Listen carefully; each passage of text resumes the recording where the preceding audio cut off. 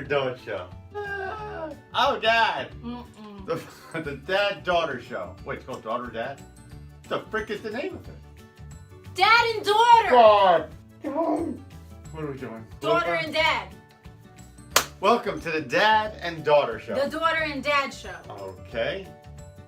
Our show explores various important topics of an unlikely combination of a father and a daughter. A daughter and a father. My name is Miss Alyssa. And I'm Miss Alyssa's dad.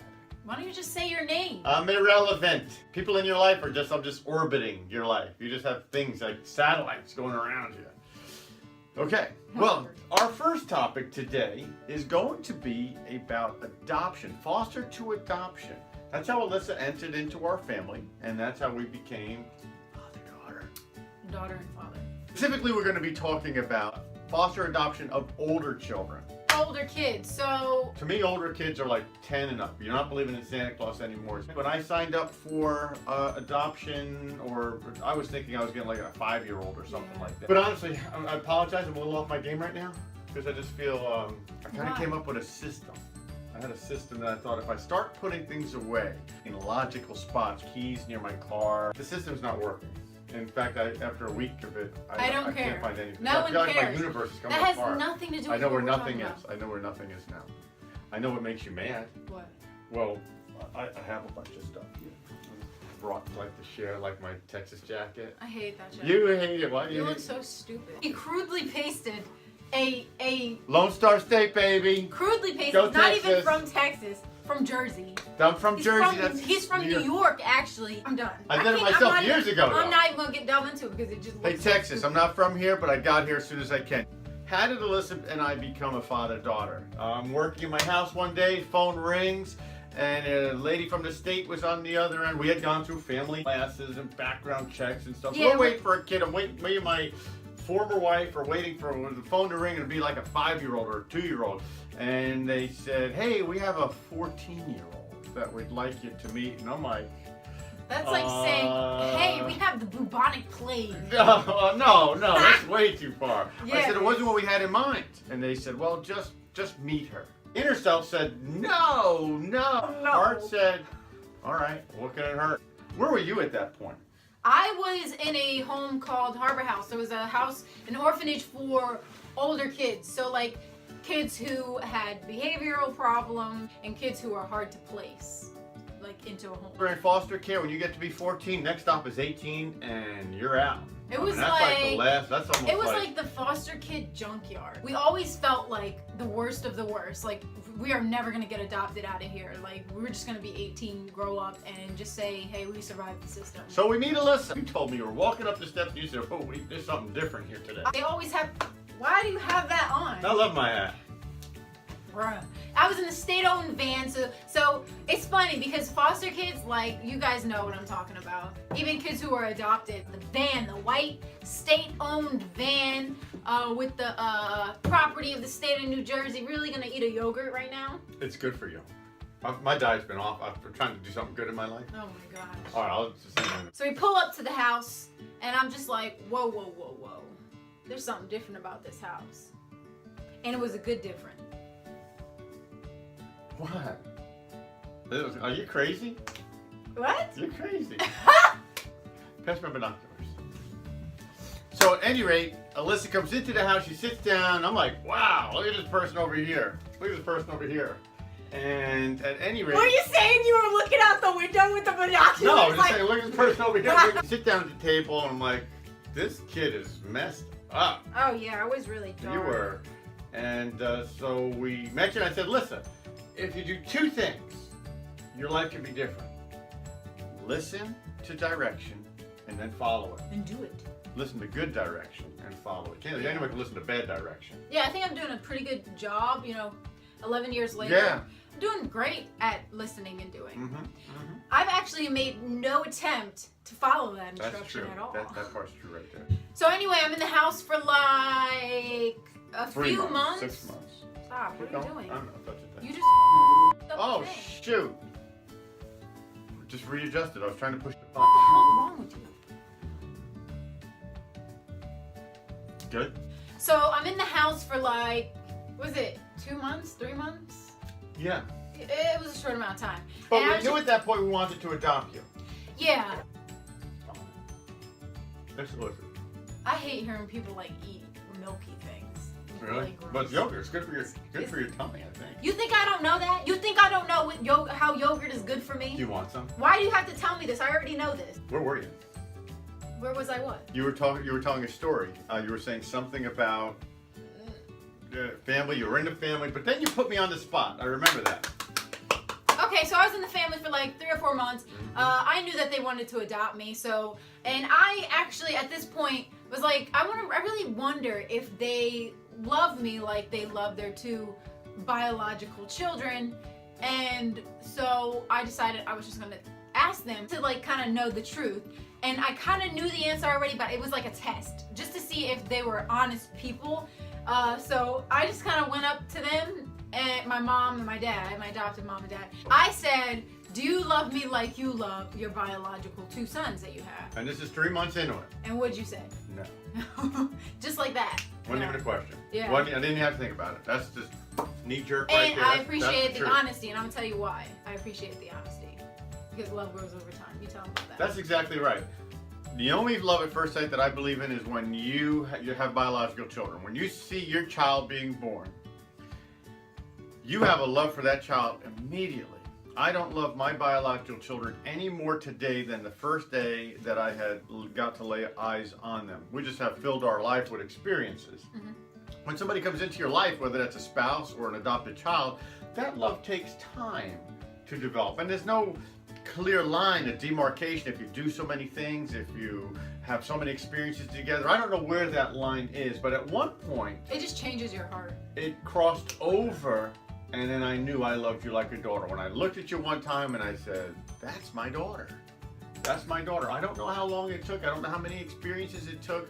And in a way, though I don't love you more than I love all the children equally and the same, I kind of have a different level of respect for you because of like how it came about. But it was very difficult to go from having biological children. They were boys. They were 5 and 8, and you come in. You're a girl, and you're 14 years old, and we don't even know you. So, and they don't drop off a manual, and we really don't know anything about you. So we went like from 0 to 100 in egg real fast. Hey, 0 to 100 real quick.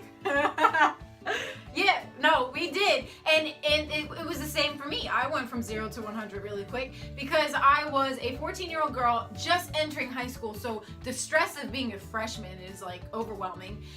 Being a freshman in a new home, so I don't even have a family. So imagine being a freshman going into high school with the experience of high school, just starting up without a family, being in foster care.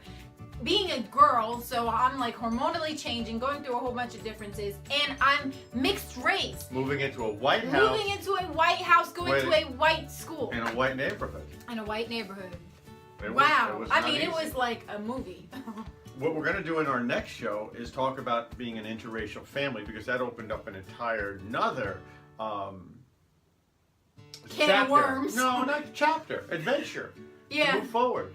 I didn't Yeah. think it was a mess. I mean, listen. I mean, honestly, No, I'm proud of our family. life is life, and people are people. People are people. That's Exactly. the It end doesn't of it. matter who God they are made or all what color people. You they gotta are. get square with Right. that. Advice I would give to foster parents is consider older children, because They can she's turn like, out you're like pretty 1 in a awesome. million right now. You're a 1 in a million person, Alyssa. There's no doubt about it. You're a sensation. There's other people like You're- you, though. You're exactly right. You know how many people are just like you?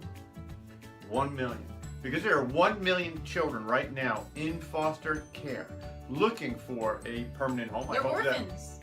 They're orphans. Yes, yes. And sometimes they don't have any hope. Nothing. Yeah, yeah. They don't I have would anything to say hang their hat on. Like, it's just, they're out there alone. A society, the value of a good society is one that takes care of people who cannot take care of themselves. Children cannot take care of themselves. Older people sometimes cannot take care of themselves. And the sick. And the sick, of course. That's what makes us uniquely human. Yeah. Is to do that, to reach out and to share what you have and what you could do. I think Roberto Clemente once said, Roberto Clemente, Pittsburgh Pirates, we are families, 1970s. was not only a great baseball player, he's an awesome human being. He said that any time that you're in a position to help somebody and you don't, you're wasting your life. That's true. You're wasting your It's life. true. There are 1 million Alyssas that are out there. Life is not just about having a nice home, a nice car, and cutting your lawn. You know? No, Life this is is a more than worthy that. cause. It is a worthy cause. And foster parents out there, you can lose. There are some, Alyssa wasn't our only foster child. We had other foster children because they had asked us to help.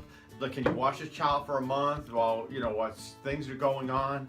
And we did, and we talked to other foster parents, and their experiences weren't exactly like ours. No. When you go out to fight a battle that is righteous, okay, it's sometimes not even the outcome that matters. What matters is actually tried. Yeah. Because This is this the is not a thing. world of things are going to work out. Is that you have to have the skill set to deal with kids who are difficult to place, which are usually and primarily children who are older. Only because The skill set they've got is more to give baggage. a long and runway. that's a long And not to runway. expect anything from You the gotta children. give them chances, and you gotta show them love. Like it's love. That's a good point. Because your mom, My biological mom. your biological mother, I will say this about her, is that she chose life. And Alyssa was born. Even though she was on drugs, she chose life. She chose life. She didn't have to. Yeah. Something inside her said, I'm going to carry this child. And then ultimately, so that's one thing that gave you a life. And I believe she loved you, most definitely. And I believe we somehow also helped show that love. So life and love basically formed Who I am. who you are. And there was also a turning point in your days. Like, I remember you in our house, like for 2 months. It was like the Wild West. You were just wild. But you came out and said something happened, and that it just dawned on you. Just something clicked. You watched a movie, Facing the Giants. awesome movie, Yeah, you guys might think it's cheesy. I don't really care. It's one of my favorite movies. and you had actually said, "Hey, you know what? I'm going to participate now." I decided I wanted to actively help in the changing of my life. You took an interest in yourself. Honestly, I mean, when you came into our house at 14 years old, I think your life could have went one way or the other. There's going to be other shows. Our next show is going to be about interracial families. Alyssa is also going to share with you on this show and this format the experiences that she had during foster care, and they are riveting. I still listen Wild. to them today. Tell me about the rabbit stores. After you were in a home for 2 or 3 years, your Christmas gift was the shampoo bottle from the nursing home where she worked, while her other children received normal gifts, and then they one time gave you the normal gift, and you thought, wow, I'm in. And they said, hey, wait, how'd you get that? This belongs to my other daughter over here. I know, right? And you got the shampoo. Shampoo bottle for Christmas. From the nursing home. I'm pretty sure it was half From the filled. nursing home. That's just brutal. Right now, us talking about it is a little bit confusing, but I'm going to get into more detail about it. We're going to go from A to Z. There'll be a series of it. I'll have it titled My Foster Care Journey But Diary. the bottom line to that, though, that series is going to be, if you're one of those million children, don't give up hope. Yeah. And yeah. if you're one of the million households that can take in these million children, come on. This is a fight to get into. Awesome stuff. We will see you next time. Like, subscribe, comment if you want to see more videos. Our next video, like we said, is going to be about interracial families. From there, we'll be sharing even more topics and stuff like that, just from our perspective.